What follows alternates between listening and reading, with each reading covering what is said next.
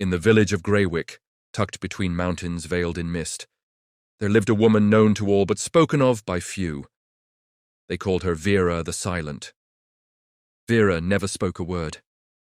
Not since she arrived in the village, on the coldest night of the harshest winter anyone could remember. She simply appeared, walking barefoot along the snow-covered roads, her long black hair trailing behind her like a veil of shadows. Her eyes were the color of stormy skies, grey, shifting and restless. Her skin was pale, her lips always pressed together as though holding back words too terrible to be heard. Children whispered that she was a ghost. Elders muttered she was a curse. But nobody dared approach her, except for Jonah. Jonah Harker was the village carpenter, a man of few words himself. He had seen suffering, having returned from wars far beyond Greywick's hills. When he first saw Vera standing outside his shop with frostbite nipping at her feet, he simply opened his door. She entered without hesitation. Jonah offered her a place by the fire. She sat, gazing into the flames as though seeing something no one else could. Still, she said nothing. But from that day forward, strange things began happening. Jonah began to dream of voices, not his own, but hundreds, layered atop each other, some weeping, others wailing, many whispering things in tongues he couldn't understand. He would wake in cold sweat, finding Vera seated near his bed, staring at him. One night, unable to bear it any longer, he demanded, "What are you?" Vera did not answer, but then she raised her hand and pointed at her ear. Jonah realized then Vera was not mute. She was listening. Word spread through Greywick faster than wildfire. Some said Vera could hear the voices of angels, others said she was touched by demons. Soon, strangers arrived at Jonah's door, asking to see her. Some brought offerings, flowers, coins, locks of hair. They wanted Vera to listen for them. Jonah refused them all. He saw how Vera's eyes darkened with each passing day, how her hands trembled when she touched anything made of iron or silver. Then the priest came. Father Aldrich, a gaunt man with eyes sharp as knives, demanded an audience. She is an oracle, the priest declared after only minutes in her presence. She hears the voices beyond the veil. We must use her. Jonah stood firm. She is not yours to use. But it was too late. The villagers dragged Vera from Jonah's home, bringing her to the church under torchlight. Father Aldrich ordered a ritual. A circle was drawn, candles lit, and Vera was placed at its center. Speak, the priest commanded. Vera remained silent. Then she opened her mouth, not to speak, but to scream. It was a sound that shattered glass, ruptured eardrums, and sent every candle out in an instant. The village fell into darkness, and from the shadows the voices came, whispering, chanting, calling her name. When the villagers awoke the next morning, the town square lay in ruin. The church's bell tower had collapsed, its stones blackened as though scorched by a fire that left no heat. The priest, Father Aldrich, was nowhere to be found. Only his silver cross remained, melted and twisted upon the altar. And Vera was gone. Jonah found her beyond the village, in the woods where the fog clung thick to every tree. She stood barefoot upon the old stone circle where witches had been burned centuries before. Around her, the air shimmered, as if caught between two worlds. Jonah called her name, but his voice was lost to the winds. Vera turned to him, her eyes glowing faintly, like moonlight through storm clouds. They showed me, she whispered, the first words she'd ever spoken. Her voice was soft, yet it echoed through the woods. Heaven is a place of endless song, she said, but every note is a scream. Hell is not beneath us, Jonah. It walks beside us, wearing the faces of those we trust. Jonah stood frozen, unable to move. They want me to choose, Vera continued, her voice growing distant, to lead them to one or the other. Suddenly the ground beneath the stone circle began to crack. Light, blinding and cold, spilled forth. Vera, Jonah cried out, reaching for her. But she stepped back into the light. You must listen now, Jonah, she said, her eyes softening, because soon you will hear them too. And with that she vanished. The light consumed the woods. Jonah was left standing alone. But in the stillness that followed, the whispers began again. Only this time they spoke his name.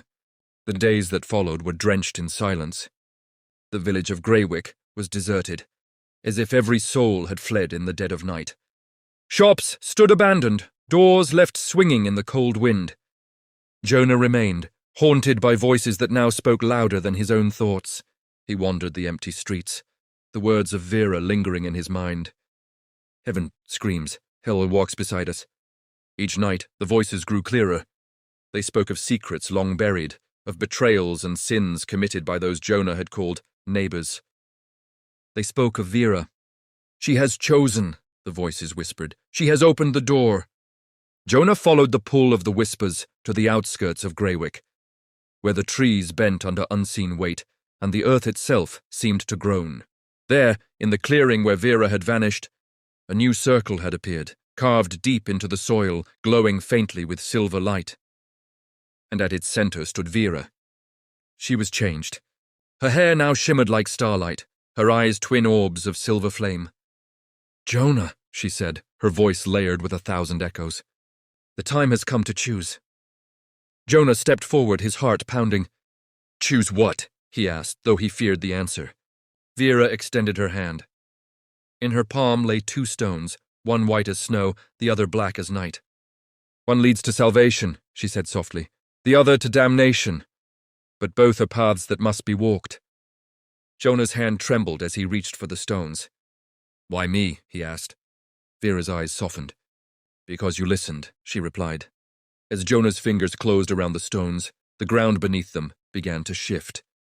And the sky itself darkened. He realized then there was no right choice, only the inevitable, and as the world around them dissolved into light and shadow, Jonah heard the voices rise one last time, singing their terrible song. The choice had been made, and there was no turning back. Jonah opened his eyes to a world unlike any he had known. The sky above was a swirling canvas of violet and gold, streaked with burning cracks that seemed to bleed light. Mountains floated, tethered by chains of silver mist, and rivers of darkness wound through forests of crystal trees. And ahead, at the heart of this strange realm, stood a towering gate of obsidian and bone. Vera waited by the gate. "This is the crossroad," she said, her voice steady and solemn. "Here lies the boundary between heaven and hell. Beyond this gate, all choices are sealed." Jonah struggled to speak, but his words felt heavy, his thoughts weighed down by the air itself. "Did I choose this?" he finally asked. Vera nodded slowly. "When you took the stones, you accepted the burden," she said. "Now you must step through. One path leads to salvation, the other to ruin, but neither is what it seems." Jonah stared at the gate. The voices roared around him now, an endless storm of pleading and rage. "And you?" he asked. "Where will you go?" Vera's expression softened. "I'm the listener," she replied. "My place is neither here nor there. I am bound to the voices until the last choice is made." She reached out and placed her hand on Jonah's chest, her touch cold yet strangely comforting. "You will not walk this path alone," she whispered. With those words, the gate began to open, revealing 2 roads winding into the unknown. One bathed in golden light, the other swallowed by endless shadow. Jonah took a breath, feeling the weight of every soul, every voice pressing upon him, and then, with steady steps, he crossed the threshold. Behind him, Vera watched in silence, her eyes filled with both sorrow and hope. The gate closed, and the world beyond began to shift. Jonah's journey was far from over. It had only just begun. The path Jonah walked was unlike any road he'd known. It shimmered beneath his feet, shifting between stone and shadow with every step. The sky above churned with storms of golden fire, and the ground whispered with voices of those who had walked this way before. Jonah could feel their presence, lost souls, wanderers, seekers. And still, Vera's final words echoed in his mind. "You will not walk this path alone." As he pressed forward, he began to see shapes moving in the mist.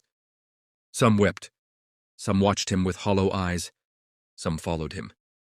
He came upon a bridge of bones spanning a chasm filled with twisting shadows. In the bridge's center stood a figure, robed in gray, its face hidden beneath a hood. "Name your burden," the figure said in a voice like wind through dead leaves. Jonah felt the stones in his pocket grow heavier. "I carry the weight of choice," he replied. The figure nodded slowly and stepped aside. "Then you may pass," it whispered. As Jonah crossed, the whispers grew louder, the air thick with the scent of old smoke and forgotten prayers. At the other side, He found himself standing before another gate, smaller but carved from crystal and gold. Inscribed above were words he did not recognize, yet somehow understood. Only the willing may proceed. Jonah reached for the gate, and the moment his hand touched the surface, the world around him erupted in blinding light. He felt himself falling deeper and deeper into the heart of the unknown. And through it all, the voices sang. But now they sang only to him. He had become their chosen, their vessel, their guide. And beyond the light, something vast and ancient waited for him to arrive. Jonah's descent ended abruptly. He landed upon ground that seemed alive, pulsing with a dim, crimson glow beneath its surface. The air here was heavier, thick with the scent of iron and forgotten incense. Around him stretched a labyrinth of towering walls made from bones and darkened glass, twisting endlessly in every direction. The whispers had gone silent. Jonah took a cautious step forward. The stones in his pocket remained, yet now they felt almost weightless. As he wandered through the corridors, he began to notice symbols etched into the walls, sigils of ancient faiths, forgotten gods, and broken oaths. The maze seemed to shift as he walked, guiding him deeper. Hours or perhaps days passed in this timeless place. Finally, Jonah reached a vast chamber at the labyrinth's center. A throne stood there, carved from obsidian, adorned with silver chains. Upon it sat a figure cloaked in shadows. Its voice rolled through the chamber, deep and commanding. "You have walked the path, Jonah Harker. You have crossed the crossroad and carried the burden. Now you stand at the heart of the labyrinth, where all truths are laid bare." Jonah's throat tightened. "What is this place?" he asked. "This is where choice is born, and where destiny dies," the figure replied. It gestured to a pool of liquid silver before the throne. "Gaze and see what brought you here." Jonah approached, peering into the pool. Visions swirled within. Vera arriving at Greywick, the villagers' fear, the rituals, the ruin, the gate. But beyond those memories, he saw more. He saw himself, not as a carpenter, but as something else, a watcher bound to guard the veil between realms. He saw Vera, not as a stranger, but as a mirror, destined to reflect the voices of the beyond. They had been bound long before they ever met. "We were never free," Jonah whispered. "Freedom is an illusion here," the figure said, "but understanding can still be found." The throne's occupant rose, revealing a form both monstrous and magnificent. Woven from light and shadow, with wings of flame and a crown of ash. "You may leave this place, Jonah Harker," it declared, "but you must leave something behind." Jonah felt the stones in his pocket burn. "Choose," the figure said, "to sacrifice your voice and walk the world in silence, free from the burden of the whispers. Or surrender your sight and walk in blindness, forever seeing only the truth beneath the world." The room fell deathly quiet. Jonah's heartbeat thundered in his chest. He looked once more into the pool, seeing Vera watching him from afar. Then with a deep breath, he made his choice. He reached into his pocket. Jonah closed his eyes. The stones burned hotter, searing his skin as he grasped them tightly. "Choose," the figure repeated, its voice stretching across the chamber like the toll of a funeral bell. Jonah's breath trembled. He thought of Vera. He thought of the village. He thought of the endless whispers that had haunted him. Then slowly he opened his hand. With steady resolve, Jonah raised the black stone to his throat. "I will silence myself," he declared. The moment the words left his mouth, the stone dissolved into smoke, curling around his lips, seeping into his lungs. His voice was stolen. Pain struck him. But it was not the pain of flesh, it was the agony of severed connection, of losing the ability to speak, to cry out. But in its place, a deep quiet filled him. The whispers vanished. Jonah fell to his knees. "You have chosen well," the figure intoned. The throne room trembled. The chains binding the figure's wings shattered, and the labyrinth began to collapse. "Go now, Jonah Harker," it commanded. "Return to your world, but know this. Though your voice is gone, your will remains. You are free from the burden, yet bound by your vow." A door opened behind Jonah, carved from white flame. He stumbled toward it. As he crossed the threshold, he caught one last glimpse of the figure, now unshackled and radiant, ascending through the crumbling roof of the labyrinth. Then everything turned to light. Jonah awoke in Greywick. The village was as it once had been, quiet, untouched by ruin. But there were no people. Only him. He stood in the town square, the stones cold beneath his feet. Vera appeared before him, her hair shining like moonlight.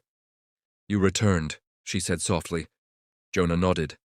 He could no longer speak, but his eyes held the answer. Vera smiled faintly. "You chose silence," she whispered. "You chose to carry peace instead of pain." She reached out, placing her hand over his heart. In that touch, Jonah felt everything. The weight of his choice, the release of the voices, and the quiet strength that now filled him. "The village sleeps," Vera said, her voice distant. "It awaits your guidance." Jonah turned, seeing the homes glow faintly, as if in slumber. He understood now. The burden had been his to bear, not to destroy. He would become the village's watcher, its silent protector. And Vera? She was already fading, her form becoming one with the mist. "Thank you, Jonah," she whispered, her voice like a fading star. Then she was gone. The village stirred. Lights flickered in windows. Doors creaked open. People emerged, unaware of what had passed, their lives reset, their fears erased. But Jonah remained. He watched in silence, knowing he could no longer speak. But he could listen! And in that listening he found peace. The story of Vera the Silent was over. But Jonah's had only begun.